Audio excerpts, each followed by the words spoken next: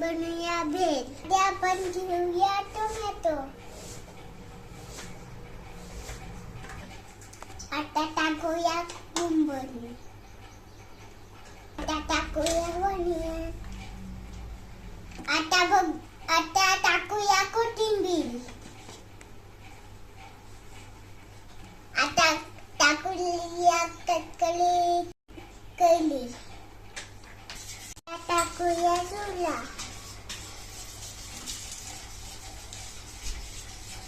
टाकूया थोडं लेमन. आता टाकूया केचप.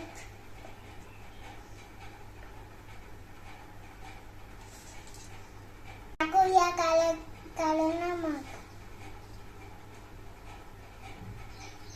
आता छान मिक्स करून घेऊया.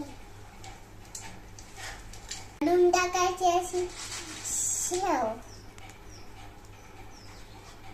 दुसऱ्या प्लेट मध्ये सेट करू. छान अशी भेल तयार झालेली आहे.